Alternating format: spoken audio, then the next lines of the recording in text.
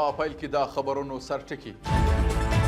د لوګر ولایت د محمد اغي ولسوالۍ له یو شمېر قومي مشرانو سره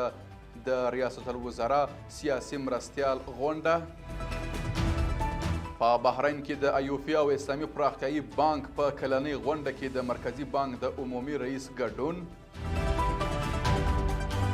او په لبنان کې د اسرائیلو د بریدونو له پیله تر اوسه پورې له 3000 څخه زیات کسان شهیدان شوي دي. د لوی خدای په نامه نن پنجشنبه د 1403 کال د لړم 18مه نیټه ده.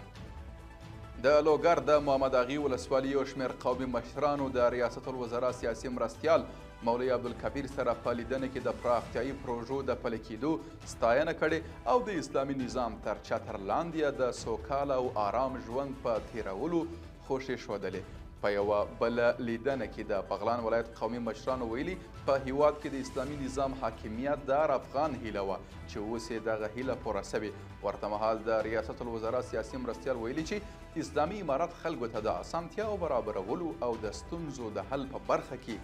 کوشش کوي. د افغانستان بانک رئیس ښاغلی نور احمد آغا د اسلامي مالي مؤسساتو لپاره د محاسبې او تفتیش د ادارې یا ایوفي او د اسلامي پراختیایي بانک په 19مه غونډه کې چې په بحرین هیواد کې جوړه سوې وه ګډون کړی. یا د غونډه کې اسلامي هیوادونو د مرکزي بانکونو او اسلامي سوداګریزو بانکونو نږدې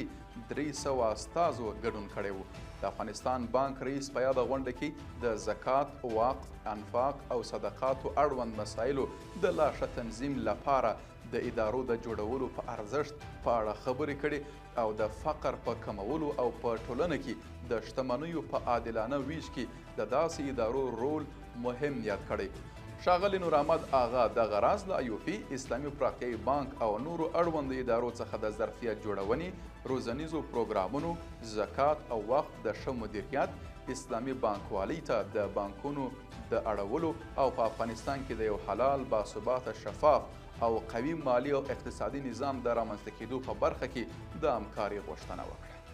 په یو بل خبر کې د بهرنیو چارو وزیر مولوي امیر خان متقي د هند له ځانګړي استازي جی پی سینګ سره په کتنه کې د دواړو هیوادونو ترمنځ د اړیکو پر پیاوړتیا ټینګار کړی او ویلي دي چې یاد هیواد د سوداګریزو اړیکو د لا پراختیا لپاره افغان وګړو ته په ځانګړې توګه سوداګرو ته د هند د ویزو په ورکولو کې اسانتیاوې لا زیاتې کړي. بلخوا د هند ځانګړي استازي د دواړو هیوادونو ترمنځ د اړیکو پراختیا مهم بللې او ویلي دي چې په نږدې راتلونکي کې به د چابهار بندر په اړه د سیمې د هیوادونو افغانستان او هند د تخنیکي پلاو ترمنځ خبرې اترې وسي. ښاغلي سینګ دغه راز ژمنه کړې چې افغانانو ته د هند د ویزو په برخه کې به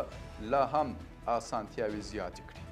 او په پای کې د لبنان د عامې روغتیا وزارت خبر ورکړی چې د هیواد په ختیځ بیقا سیمه او بعلبک ښار کې د اسرائیلي یرغلګرو د وروستیو پراخو هوایي بریدونو له امله 40 تنه شهیدان او 50 نور ټپیان شوي دي. د یادونې وړ ده چې پر لبنان د صهیونیستي رژیم د بریدونو له پیل را په دې خوا دغه هیواد کې لږ تر لږه 3000 او 50 تنه